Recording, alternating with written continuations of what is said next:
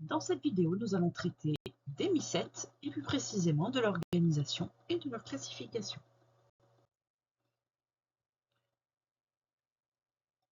Alors, quand on parle des mycètes, il faut donner leurs caractéristiques, puisque c'est un règne, le règne des mycètes. Qu'est-ce qui le différencie des autres règnes, par exemple du règne des animaux, des végétaux? Eh bien, tout simplement, c'est deux choses différentes. C'est une particularité cellulaire.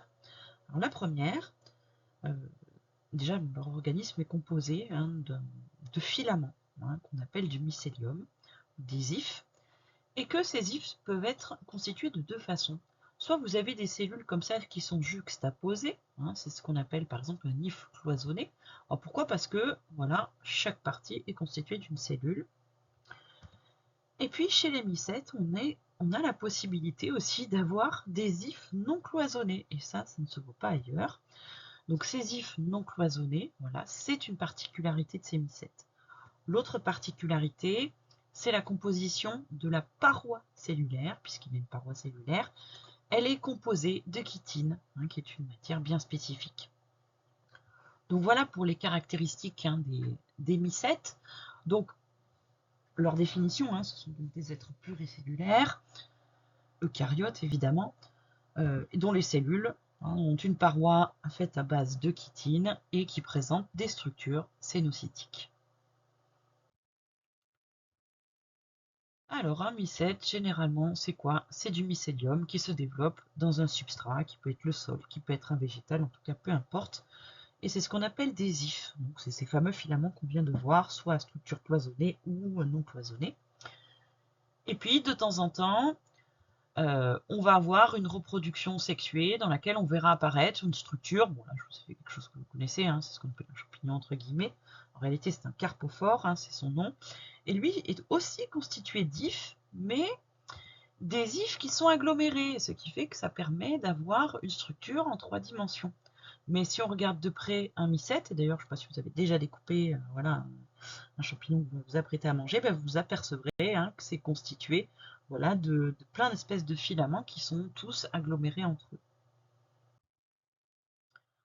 Alors ce règne des mycètes, il est découpé donc en plusieurs embranchements. Voilà, on vous en montre quelques-uns. Alors les chytridiomycètes qui peut être aquatique, les zygomycètes qui sont voilà, tout ce qui est moisissure que vous retrouvez sur les fruits par exemple, bleutés. On a les ascomycètes aussi. Donc par exemple, beaucoup de lichens sont constitués pour une part d'ascomycètes. Vous avez aussi les morilles, par exemple. Les ascomycètes sont tous ceux qui ont des cavités et qui contiennent les spores. Et puis enfin, vous avez les basidiomycètes, dont font partie tous les champignons à chapeau, mais pas que. En tout cas, on verra leur structure reproductrice, puisque c'est basé justement là-dessus, la différence entre ascomycètes et basidiomycètes. Cette différence entre ascomycètes et basidiomycètes, alors j'insiste surtout sur ces deux-là, parce que les bioagresseurs justement de ce règne-là font surtout partie des ascomycètes et certains des basidiomycètes. Ce sont les plus nombreux et les champignons, les mycètes pardon, les plus évolués.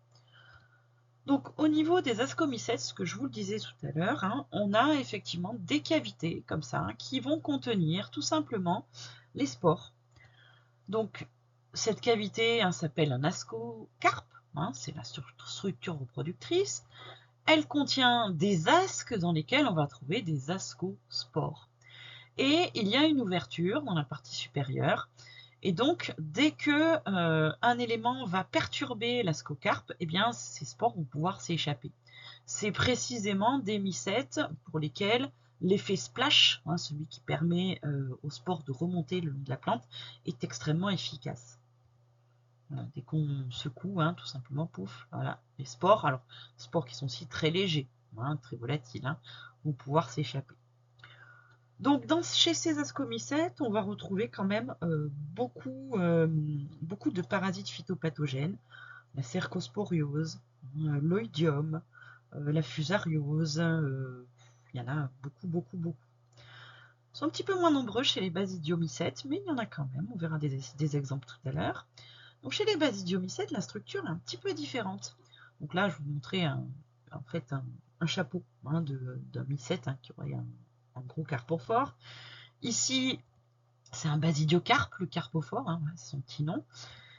Il va comporter, alors j'agrandis parce que évidemment c'est microscopique, des structures en forme de massue qu'on appelle des basides.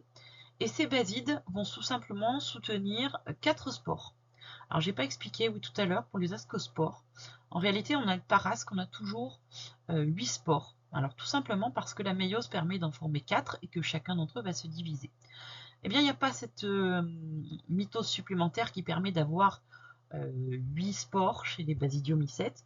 Donc, il n'y en a que 4. Et là, on comprend que même si on secoue un peu le chapeau, on ne risquera pas de faire aller les basidiospores, puisque c'est leur nom, vers le haut.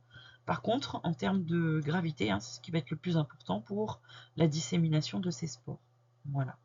Et donc, chez les basidiomycètes, on va retrouver par exemple la rouille ou le charbon. Voilà donc pour ce petit tour d'horizon de la classification et des particularités à la fois des ascomycètes et des basidiomycètes.